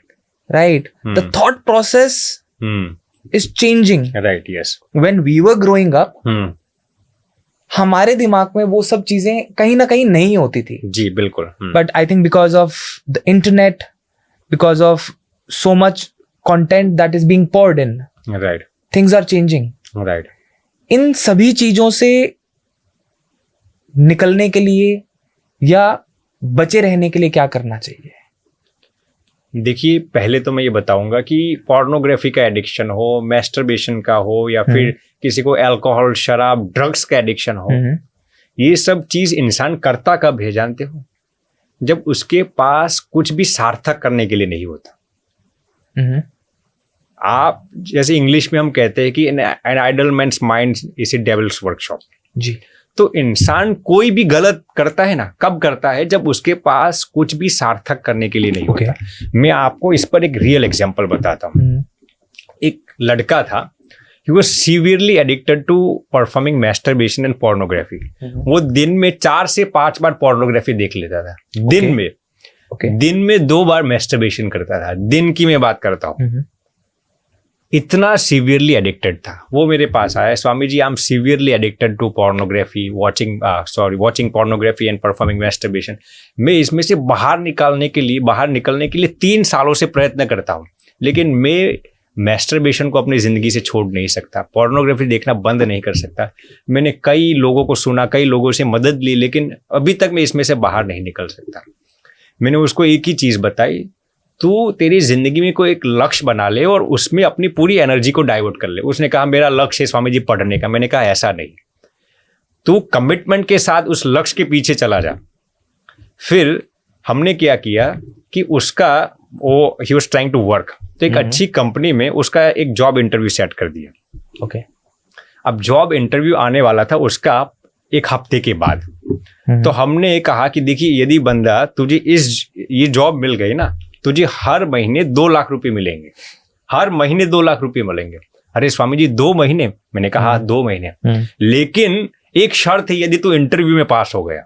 अब इंटरव्यू की तैयारी तुझे बखूबी करनी होगी। तो उसने क्या किया, 1 हफ्ते से इंटरव्यू की तैयारी करने में इतनी अपनी माइंड की सभी एनर्जीज को डाइवर्ट कर दिया। वो बंदा जो दिन में 3-4 बार पोर्नोग्राफी देखता था, दिन में 2 बार मैस्टरबेशन करता था ना, 1 हफ्ते से लगातार उस इंटरव्यू में की तैयारी करने में चला गया। 1 हफ्ते तक एक भी बार पोर्नोग्राफी नहीं दिखा, एक भी बार मैस्टरबेशन नहीं देखा। फिर हमने बताया भैया अब वो इंटरव्यू थोड़ा पोस्टपोन हो गया है, अगले सैटरडे तेरा ये इंटरव्यू है। अब 1 हफ्ते का फिर समय मिल गया। मैंने कहा लेकिन तो जितना ज़्यादा इंटरव्यू बखूबी तैयारी करेगा ना, तुझे हर महीने 2 लाख पैसे मिलेंगे। फिर तैयारी में जुट गया। 2 हफ्ते तक न तो उसने एक बार पोर्नोग्राफी देखी, ना ही मैस्टरबेशन किया, और 2 हफ्ते के बाद इतनी तैयारी करके इंटरव्यू देने के लिए गया। इंटरव्यू में तो पास हो गया, उसके साथ साथ उसकी एडिक्शन भी छूट गई। क्यों? उसने अपने दिमाग को सही जगह पर डाइवर्ट किया। देखिए आप लोगों को ये प्रीच करते रहेंगे ना भैया पोर्नोग्राफी मत देखिए, मैस्टरबेशन मत कीजिए, कोई भी इस आदत में से छूट नहीं पाएगा, क्योंकि उनके दिमाग के पास कुछ भी सार्थक करने के लिए होना चाहिए। जैसे अब्दुल कलाम कहते थे, I have a success statement in my life, not sex statement. I have a goal statement in my life, not girl statement. इसीलिए मैं सफल बन रहा हूं। तो जब भी कोई भी इंसान, जब उसके पास कुछ भी सार्थक करने के लिए होगा ना, वो कभी भी इस एडिक्शंस में नहीं जा पाएगा। नहीं, बट क्या पॉर्न देखना गलत है? मेरे हिसाब से कतई गलत है। और इसी संदर्भ में मैं एक और सवाल पूछूंगा कि क्या मैस्टरबेशन करना भी गलत है? क्योंकि साइंस तो कहती है कि मैस्टरबेशन करना गलत नहीं है। जी राइट। देखिए ये आपने बहुत ही सेंसिटिव टॉपिक को छेड़ लिया। पहले तो मैं स्पिरिचुअल पर्सपेक्टिव से बताता हूँ। देखिए स्पिरिचुअल पर्सपेक्टिव से masturbation is absolutely wrong. Okay. क्योंकि व्हेन यू इनकॉर्पोरेट स्पिरिचुअलिटी, उसमें आयुर्वेद भी कई हिसाब से आ जाता है। अब आजकल लोग ऐसा कहते हैं, साइंस ये कहता है कि हफ्ते में 1 बार मैस्टरबेशन करोगे तो इनफैक्ट कुछ लोग तो साइंटिफिक क्लेम्स लेके आते हैं कि आप हफ्ते में 1 बार मैस्टरबेशन करेंगे तो आप स्ट्रेस फ्री हो सकते हैं। कुछ लोग तो ऐसा भी दावा लेके आते हैं कि आप जितना मैस्टरबेशन करेंगे आपको प्रोस्टेट कैंसर के चांस कम हो जाते हैं। ऐसे भी लोग क्लेम्स आते हैं। मैं आपको दावे के साथ कह सकता हूँ, आप मुझे एक भी जेन्युइन साइंटिफिक रिसर्च दिखाइए, जेन्युइन साइंटिफिक रिसर्च। डॉक्टर्स कहते हैं ऐसा नहीं, जेन्युइन साइंटिफिक रिसर्च जिसमें प्रूव हुआ है कि masturbation is beneficial for your health.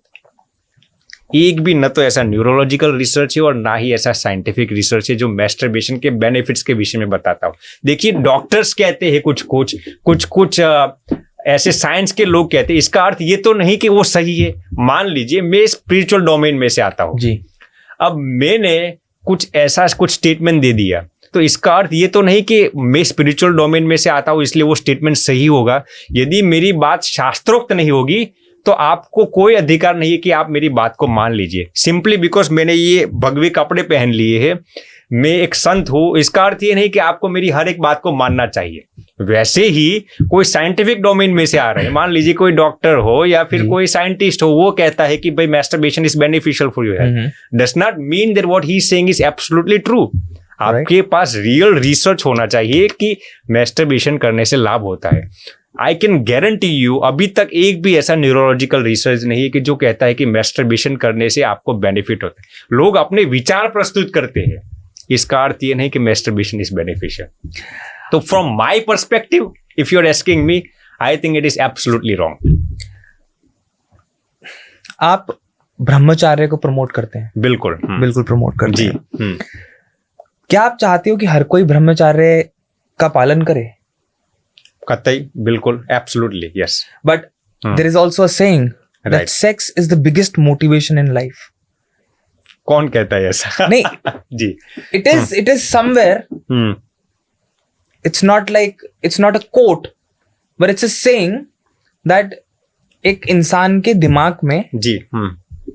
sex as a motivation is considered one of the biggest motivations to okay, get sex. A person might, divert himself from many things. Right, yes, है ना? Right, In that context, if you're getting me what I'm trying right, to say, right, right, कि sex is the biggest motivation. Right, आदमी जो संभोग है उसकी सुख की प्राप्ति के लिए वो किसी भी हद को पार करने के लिए तैयार हो जाता है। जी। और आप कहते हो कि एक इंसान को संपूर्ण ब्रह्मचार्य का पालन करना चाहिए। जी। जी।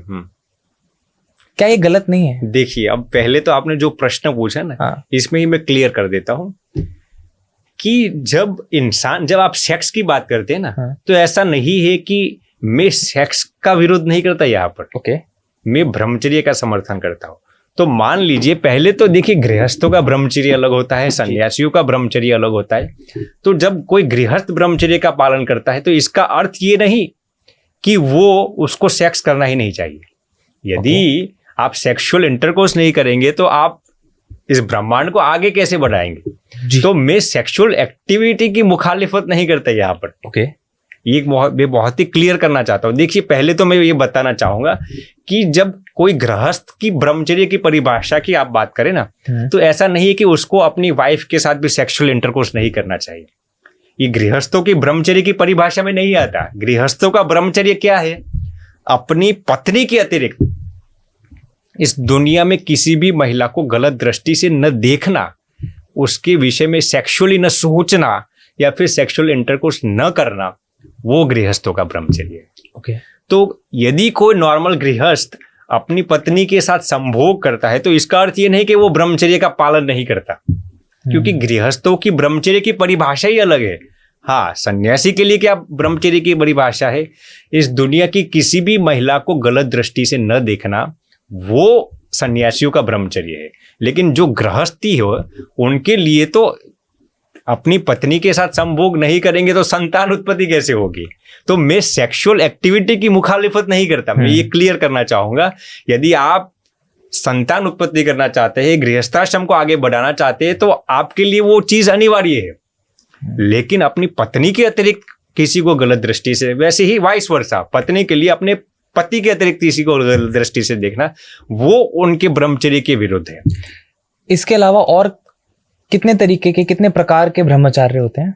देखिए, सन्यासियों के जो ब्रह्मचर्य होते हैं ना, उसमें तो मेन ये है कि जो 8 प्रकार का ब्रह्मचर्य कहा गया है कि माने कि किसी महिला को, माने किसी को सेक्सुअल डिजायर से न देखना, न सोचना, उनके साथ ऐसी बातें न करना जो आपके सेक्सुअल इंटरकोर्स को ज्यादा उत्तेजित करे, उनका स्पर्श न करना, उसके साथ इंटरकोर्स न करना। ऐसे सन्यासियों का 8 प्रकार का ब्रह्मचर्य है। ओके। गृहस्थों का ब्रह्मचर्य में ये आता है कि अपनी पत्नी के अतिरिक्त किसी को गलत दृष्टि न, उसमें भी व्रत के दिन हो, जैसे एकादशी का दिन हो, पूर्णिमा का दिन हो, अमावास्या का दिन हो, कृष्ण जन्माष्टमी हो, रामनवमी हो, महाशिवरात्रि हो, ऐसे दिनों में भी अपनी पत्नी का भी संसर्ग न करना, वो गृहस्थों का ब्रह्मचर्य है। और कोई तरीके के ब्रह्मचर्य? यही 2 तरीके के ब्रह्मचर्य? यही 2 मेन तरीके। जैसे अभी हम ब्रह्मचर्य की बात कर रहे थे, हम पोर्नोग्राफी की बात कर रहे थे, हम लोग सेक्सुअल रिलेशनशिप्स की बात कर रहे थे। ऐसे ही given the increasing number of rape cases in our country, what exactly is the problem with people? क्या ये एक मानसिक रोग है या इंसान धर्म और स्पिरिचुअलिटी से बाहर निकलता जा रहा है? देखिए, पहले तो इसको यदि हार्डकोर स्पिरिचुअलिटी में ले जाओ तो इंसान बलात्कारी तभी पैदा होता है जब वो भगवान से दूर होता है। मान लीजिए कि मैं हर एक इंसान के अंदर भगवान का ही दर्शन करूंगा तो मैं किसी महिला को गलत दृष्टि से नहीं देखूंगा, उनके अंदर भी भगवान का दर्शन करूंगा। जैसे एक सिंपल एग्जांपल देता हूं, तुलसीदास जी एक बार सड़क पर जाते थे, उन्होंने एक पर स्त्री और पर पुरुष को देखा जो दिन के समय में, पर स्त्री और पर पुरुष दिन के समय में व्यभिचार करते थे।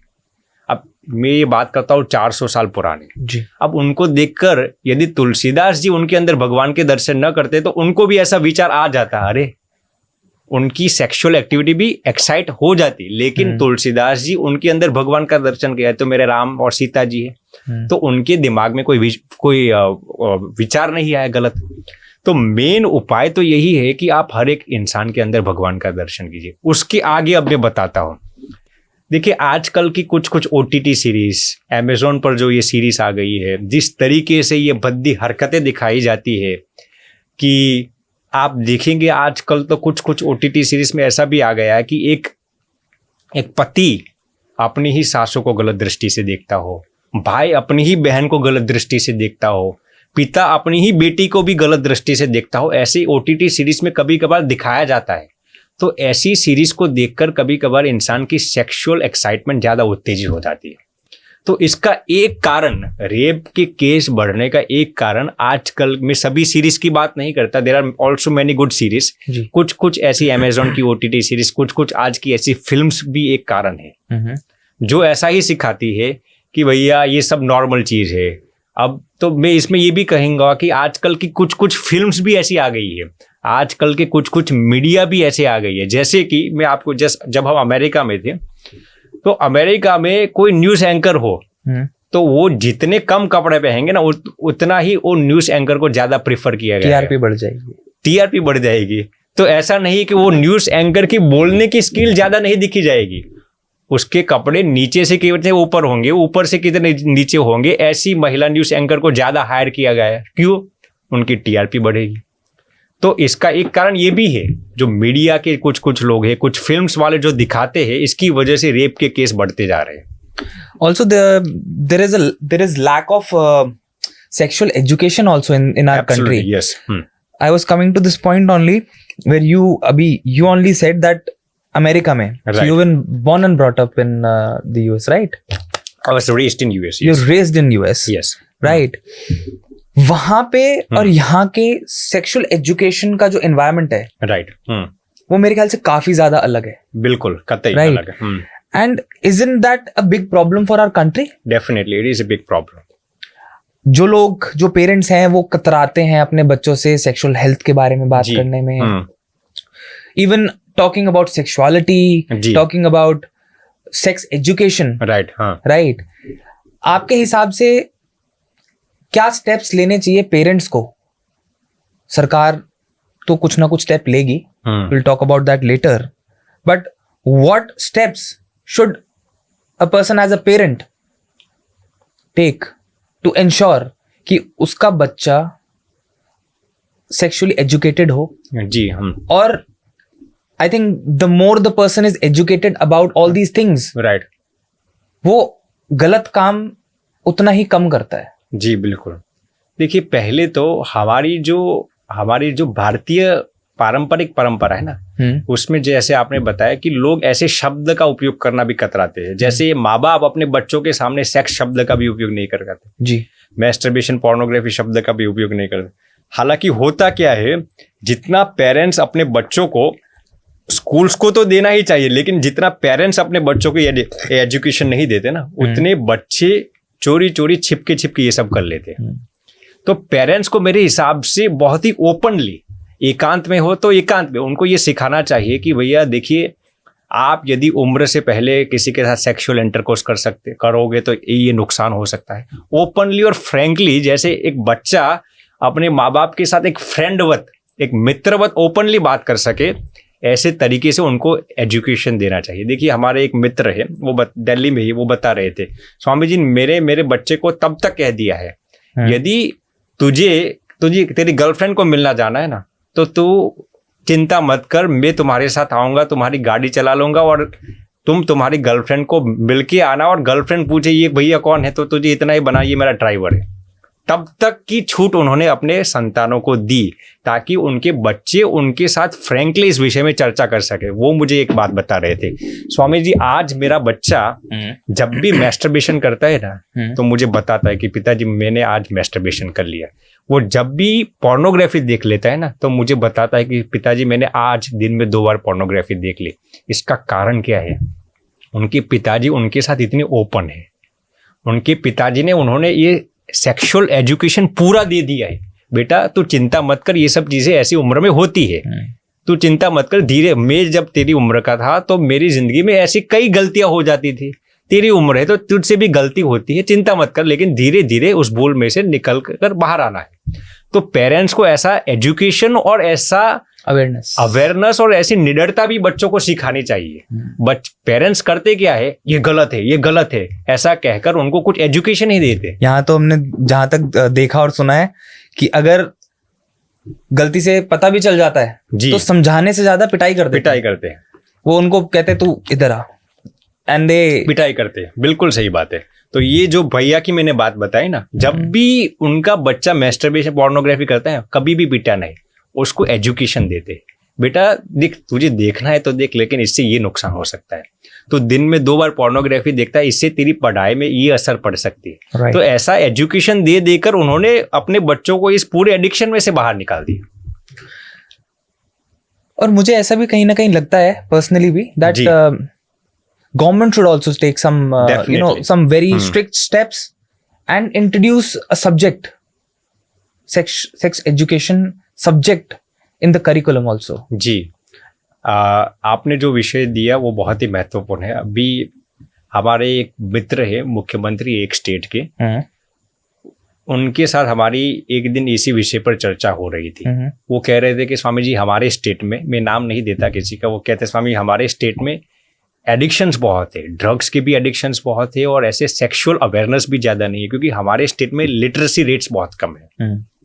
तो अब हम एजुकेशन कुरिकुलम में ऐसा कुछ डालना चाहते हैं जिसकी वजह से लोगों को पहले से सेक्सुअल एजुकेशन मालूम पड़े, टीचर्स भी फ्लुएंटली स्टूडेंट्स के साथ चर्चा कर सके, पेरेंट्स भी फ्लुएंटली चर्चा कर सके और स्टूडेंट्स भी टीचर्स के साथ फ्लुएंटली और विदाउट एनी हेसिटेशन चर्चा कर सके। तो ये बहुत ही ज़रूरी है और आज अब कुछ मुख्यमंत्री इस पर काम भी करते हैं, वो देखकर हमें बहुत प्रसन्नता हुई। आपकी बात सुन के मुझे एकदम से याद आया, अभी कुछ दिन पहले ही जी, see things are changing so much. Right. पहले हम लोग सुनते थे कि बालावस्था में ज्ञान प्राप्ति होती है, अभी हम लोग देख रहे हैं कुछ दिनों से बहुत ट्रेंडिंग टॉपिक चल रहा है। There is this kid Abhinav Arora ji, जो थोड़े हेल्दी सा एक बच्चा है जी, who has been very viral on the internet. Right. कि छोटी छोटी उम्र में बच्चों को, अब मैं ये नहीं कह सकता कि उस बच्चे को ज्ञान की प्राप्ति हुई है या नहीं हुई है, कई जगहों पे बहुत ज्यादा ब्लंडरस चीजें भी हुई हैं, like so much blunder that has happened. क्या पॉसिबल है कि इतनी छोटी उम्र में एक बालक को, एक बच्चे को इतनी ज्ञान की प्राप्ति हो जाए? देखिए, इस पर मैं कोई पर्टिकुलर इंसान पर कमेंट नहीं करूंगा, जनरली, लेकिन we are not talking about someone in person, right. But क्या इतनी बाल अवस्था में जी क्लेम कर रहे हैं कि कृष्ण जी मेरे साथ पढ़ते हैं, और then on another video the kid is saying that मैं नॉनवेज भी खाता हूँ, जी, हाँ, राइट।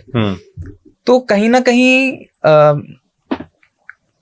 धर्म, रिलीजन एंड स्पिरिचुअलिटी से भी ना लोगों का विश्वास जो है कहीं ना कहीं वो विश्वासघात नहीं हो रहा? देखिए, आपने जो प्रश्न पूछा ना, आई रिपीट, में किसी कोई पर्टिकुलर इंसान की बात नहीं करता जी, लेकिन सबसे ज्यादा हिपोक्रेसी कहाँ पे होती है जानते हो? सबसे ज्यादा पाखंड कहाँ पे होता है जानते हो? धार्मिक क्षेत्र में ही होता है। यदि हमारे देश की बात करो या कोई भी विश्व के कोई भी देश की बात कर लो, लोग धर्म से कभी कभार दूर हट जाते, इसका कारण क्या है जानते हो? Spiritual hypocrisy. धर्म के क्षेत्र में कभी कभार ऐसे कुछ कुछ पाखंडी लोग आ जाते हैं कि नॉर्मल इंसानों की भावना धर्म से दूर हो जाती है। लोग ऐसा सोचते हैं कि सब लोग ऐसे पाखंडी हो गए, आध्यात्मिक क्षेत्र में सब लोग ऐसे ही हो गए, एक इंसान ने पाखंड कर लिया, सोचेंगे अरे। और सबसे ज्यादा सबसे पहला इंसान को विश्वास कहाँ से चला जाएगा? स्पिरिचुअलिटी में ही से। स्पिरिचुअल यदि साइंटिफिक सेक्टर में मान लीजिए कोई साइंटिस्ट या कोई डॉक्टर ऐसा निकला जिन्होंने पाखंड चलाया, तो लोगों अभी इतना जल्दी साइंस में से विश्वास नहीं उठेगा।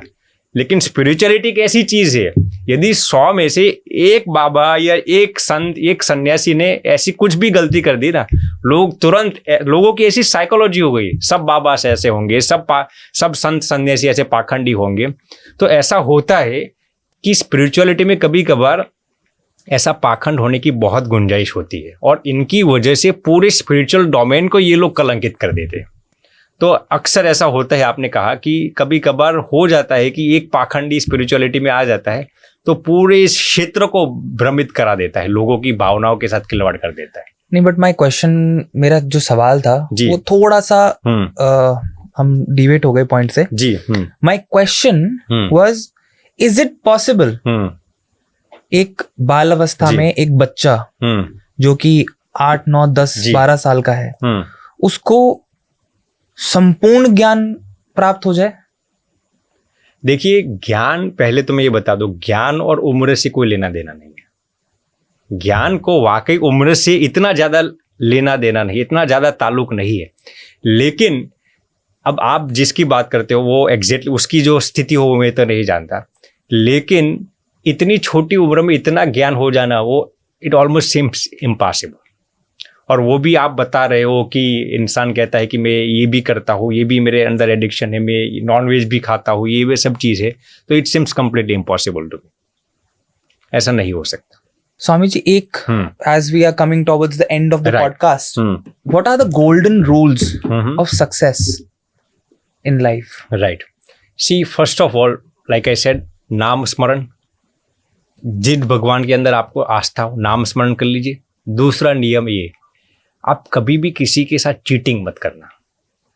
फिर वो अपने परिवार में अपनी धर्मपत्नी हो, अपना पतिदेव हो, बिजनेस में, स्कूल, एजुकेशन, कहीं किसी भी सेक्टर में आप जिसने आप पर विश्वास रखा है ना, उसका कभी भी विश्वासघात मत करो।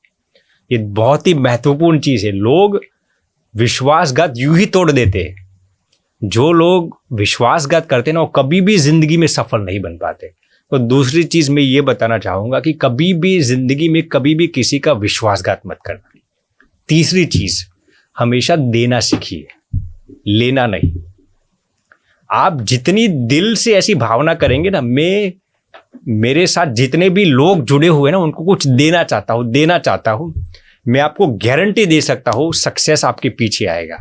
जब तक आपकी मेंटालिटी के अंदर ऐसा है ना, इसमें से मुझे क्या लाभ होगा, मेरा क्या बेनिफिट होगा, कभी भी आप सफलता को छू नहीं सकेंगे। यदि छुएंगे ना तो गिर जाएंगे। तो हमेशा देने की मेंटालिटी सीखिए, मैं क्या दे सकता हूं। चौथी चीज, मेहनत, दिल से मेहनत करो और कभी भी शिकायत मत करो। अक्सर लोग मेहनत करते हैं लेकिन शिकायत बहुत करते हैं। मेहनत तो करता हूं लेकिन भगवान मुझे देते नहीं है। जिनका कंप्लेन करने का नेचर होता है ना, जो हमेशा शिकायत ही करते रहते हैं ना, वो कभी भी सफल नहीं बनते। वाह। तो मैं ये पर्सनली मेरी जिंदगी में मैं जो अपनाता हूं ना, वो मैं आपके साथ साझा करता हूं। पहले मैं भी बहुत शिकायत करता रहता था भगवान से भी, भगवान मेरे साथ क्यों ऐसा करते हैं। मैंने जब से शिकायत करना बंद की ना, मैं उसका लाभ देखता हूं मेरी जिंदगी में, कितना बेनिफिट्स होते हैं। तो कभी भी जिंदगी में शिकायत करने की आदत बंद कर दीजिए। और पांचवी और महत्वपूर्ण चीज, हमेशा दूसरों के अंदर अच्छी साइड ही देखिए। देखिए, हर एक इंसान के अंदर पॉजिटिव नेगेटिव सब कुछ होता है, लेकिन आप इतनी ऊंचाई पर चले जाइए कि आप हमेशा दूसरों के अंदर पॉजिटिव ही देखिए। दूसरों के अंदर क्या खूबियां है, क्या अच्छी चीजें हैं, उसको ही ढूंढकर आप बाहर निकालिए। मैं आपको गारंटी दे सकता हूं, आप कभी भी निष्फल नहीं होंगे जिंदगी में। अक्सर लोग दूसरों की नेगेटिव साइड ही देखते रहते हैं। जैसे कि हमारा और आपका कॉन्वर्सेशन हुआ 1 घंटे, तो मेरा दिमाग यही सोचेगा ध्रुव जी के अंदर ये सब चीजें अच्छी है लेकिन ये नेगेटिव। तो मैं जब तक ऐसा सोचता रहूंगा ना, वो हमेशा मेरी अधोगति ही करेगा। यदि मुझे ऊपर ऊंचाइयों तक जाना है ना, तो मुझे ये आदत डालनी होगी। कौन सी आदत? दूसरों के अंदर अच्छाई देखने की आदत। तो ये मेरा खुद का मंत्र है जो मैं आपके साथ साझा किया। स्वामी जी, 2 सवाल और आते हैं यहाँ से बोलिए। निकल के। जी। एक तो ये कि एक इंसान, मैं मानता हूँ जिस इंसान को शिकायत करने की आदत हो जाती है ना, जी। उस आदत को बदलना जी बहुत मुश्किल बहुत होता है। मुश्किल है। उस आदत को बदलने के लिए क्या करना चाहिए? उस आदत को कैसे बदला जाए? उसका क्या समाधान है? जी, मेन उपाय मैं यदि आपको बताऊं तो इंसान को, मैं ये आज के इस पॉडकास्ट में 5-6 बार बोल चुका हूं कि आप सबके अंदर भगवान का दर्शन शुरू कर देना। हर एक इंसान के अंदर आप भगवान का दर्शन करने की आदत डालिए। मैं आपको गारंटी कह सकता हूं, आप खुद के अंदर भी अच्छाइयाँ ढूंढेंगे ना, दूसरों के अंदर ये सब आदत आपको ढूंढनी नहीं पड़ेगी। स्पॉन्टेनियसली आपके अंदर ये आदत आ जाएगी। जब आप दूसरों के अंदर भगवान का दर्शन करना शुरू कर देंगे ना, तब आपको पूरा इंसान यदि गलत होगा ना, फिर भी आप रावण के अंदर से भी 1000 गुना अच्छाई या ढूंढ के आप बाहर आएंगे। This is the ultimate reason how you can find goodness in others. Ultimate solution. And there's one more thing. Right. I think this will be the last question. Right. Though it's not a question, that's a feeling. Okay. मैं बचपन से सुनता आया हूँ और देखता भी आया हूँ. You mentioned somewhere during the podcast, right, about unconditional feelings. Right. And when we talk about unconditional love, right, मुझे ऐसा लगता है कि unconditional love सिर्फ एक माँ में अपने बच्चे के लिए होता है। जी। राइट। बट कहीं ना कहीं मैं ऐसा भी सोचता हूँ पर्सनली, ये मेरी खुद की स्पिरिचुअल जर्नी है जिसमें मैं ऐसा सोचता हूँ और मैं कोशिश करता हूँ कि वही अनकंडीशनल लव मैं हर इंसान के प्रति जागरूक कर पाऊँ। जी। Right. That's my personal, as I said ना, it's not a question, it's a feeling. Right, yes. कि मैं चाहता हूँ कि मैं हर इंसान के लिए अनकंडीशनल लव जागरूक कर पाऊँ। बिल्कुल। क्या ये पॉसिबल है? बिल्कुल पॉसिबल है। ये हमारे पर ही निर्भर है। सबसे पहले उसके लिए आपने जो बताया, आपका इंटेंशन, डिजायर होना चाहिए कि मैं वाकई अनकंडीशनल लव करना चाहूँ। लोग अनकंडीशनल लव क्यों नहीं कर पाते जानते हो? वो ऐसा सोचते हैं कि जब तक हम उसके पास हमें क्या मिलेगा वो नहीं सोचेंगे ना, तब तक हमारी तरक्की कैसे होगी।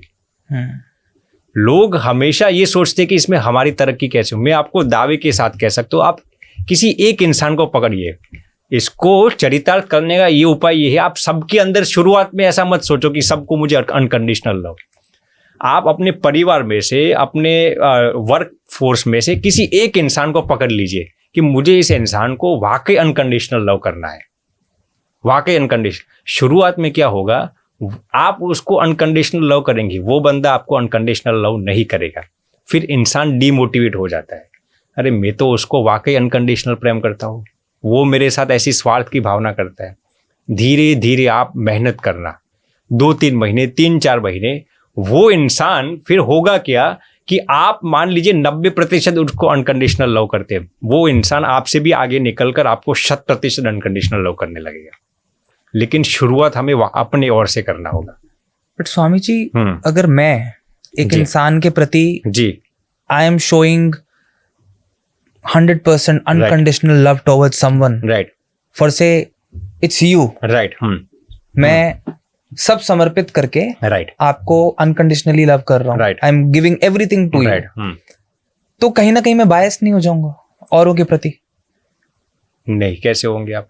अगर सब कुछ आप पे समर्पित है तो for example another person from my team ask something and I will be like no, Swami ji को सब कुछ समर्पित है। उस थॉट से बाहर कैसे निकला जा सके? It's like I want to give everyone, right, yes, right, और मुझे भी पता है कि मैं संपूर्ण भाव से हर किसी को नहीं दे सकता, बट मैं चाहता हूं कि मैं जितना दूं वो मैं अनकंडीशनली दूं। राइट। इसमें होगा क्या, आपने जो कहा ना, देखिए कोई भी इंसान किसी को भी शुरुआत में अनकंडीशनल लव कभी भी नहीं कर सकता, कभी भी नहीं कर सकता। लेकिन अब समझने जैसी चीज क्या है, जब आपके दिमाग में ये विचार आता है ना, ये भावना जिसको हम कहते हैं कि मुझे इसको अनकंडीशनल देना है, आप दे नहीं पाते, आप सोचते हैं मुझे देना है, वो फीलिंग्स सामने वाले के सबकॉन्शियस माइंड में स्ट्राइक होगी होगी और होगी। मान लीजिए कि आप प्रयत्न करते हैं लेकिन फिर भी आपका स्वार्थ उसमें आ जाता है, लेकिन आपकी फीलिंग क्या है, मैं उसको कुछ अनकंडीशनल देना चाहता हूं, तो आप क्या सोचते हैं कि वो आपका स्वार्थ ही देगा? नहीं, उसके सबकॉन्शियस माइंड के अंदर भी आपके अंदर जो फीलिंग पड़ी है ना, मुझे उसको अनकंडीशनल देना है, वो उसको 100% स्ट्राइक करेगी। और भले ही आप उसके साथ स्वार्थ का व्यवहार करता है, वो इंसान आपकी निस्वार्थता को देखेगा। ये रियल है, एग्जाम्पल है। आप रियली वो इंसान, भले ही आप स्वार्थ का व्यवहार करते हो लेकिन आप वाकई उसके साथ निस्वार्थता से संबंध रखना चाहते हैं ना, तो उसका दिमाग भले ही कितना नेगेटिव होगा, उसका दिमाग आपकी निस्वार्थता की भावना का ही दिखेगा, और एक दिन वो आपके साथ भी वो ऐसा ही व्यवहार करना लगेगा। वाह, that is, I somewhere got my answer. No, I got it. मैं मेरी जिंदगी में इसका अभ्यास करता हूँ, इसलिए मुझे ऐसा, देखिए कई लोग ऐसे हैं, मैं उनके साथ निस्वार्थता का संबंध रखना चाहता हूँ, अभी भी नहीं रख पाता, लेकिन मेरे अंदर ऐसी फीलिंग पड़ी हुई है कि मुझे उसके साथ निस्वार्थता का ही व्यवहार, तो कहीं ना कहीं मुझे ये फीलिंग आती है, वो भी मेरे साथ ऐसा ही करता है। Wow. It will take time, but right, it will. This is not a one-day process. It's a long process. It's a long process. Yes. So thank you so much, Swami ji, आप आज आए और आपने बहुत सारी ऐसी बातें, बहुत सारी ऐसी कुछ ऐसी नकारात्मक सोच हमारे अंदर भी थी, जिसको आपने, I think you have cleared our doubts, and for the audience, for the people who are listening to the podcast right now, I feel कि उनकी लाइफ में भी वो पॉजिटिव ऊर्जा आएगी इस पॉडकास्ट को सुनने के बाद। Thank you so much for coming. हमें भी यहाँ आकर बहुत प्रसन्नता हुई, जैसे हमने आपके शुरुआत में ही बताया था कि यहाँ आकर हमें वाइब्रेशंस बहुत पॉजिटिव आते हैं, और आपने जो प्रश्न पूछे ना, वो प्रश्न ने कहीं ना कहीं हमें भी इतना स्ट्राइक किया कि वो प्रश्न सुनकर हमें ऐसा लगा कि कुछ ना कुछ दम है, तो हमें भी बहुत बहुत प्रसन्नता हुई। और मैंने, I can not express it, जो पॉडकास्ट का यहाँ को जो एम्बियंस है, पूरी टीम का जो फीलिंग्स है, वो देखकर हमें वाकई बहुत बहुत प्रसन्नता हुई। और हम भी भगवान से प्रार्थना करते हैं कि आपको सर्वदा स्वस्थ रखे, सुखी रखे और आनंद में रखे। Thank you so much. Pranam, Dhruv ji. And I hope we're going to do more podcasts. Absolutely. Right. Yes. Because this conversation, I think the connect I'm building with you personally is I think never ending, because right. we might have more and more conversations about a lot of things. Right. Right. So और मुझे सबसे अच्छी चीज क्या लगी ध्रुव जी, मानते हो, कि जो क्वेश्चंस थे आपने हमें स्पॉन्टेनियस पूछे, न तो हमने कोई तैयारी की थी कि आप क्या प्रश्न पूछने वाले जी। I think that's what a podcast is. Right, yeah, that is the, yeah. And हमारा गोल भी यही है, right. कि हम लोग अपनी तरफ से सवाल वो पूछें जो हमारी ऑडियंस जानना चाहती है। बिल्कुल बिल्कुल। और सबके लिए कुछ ना कुछ नॉलेज जी, उसमें से कुछ ना कुछ ऐसा निकले जिससे कि वो अपनी लाइफ में कुछ अच्छा कर पाए। बिल्कुल बिल्कुल। Swami ji, one last thing is one life lesson that you would like to give to everyone who is listening to the podcast. One life lesson. Yes. Always have staunch faith in God. No matter what the circumstances, never lose your faith in yourself and God. यदि आपको अपने पर विश्वास है कि आप ये कर पाएंगे, यदि आपको भगवान पर विश्वास है, खुद पर विश्वास होना भी अनिवार्य है और भगवान पर विश्वास होना भी अनिवार्य है। इन दो चीज यदि आपके जीवन में होगी, आप इस दुनिया की हर एक चीज को प्राप्त कर पाएंगे। Thank you so much Swami ji. Thank you. प्रणाम। प्रणाम।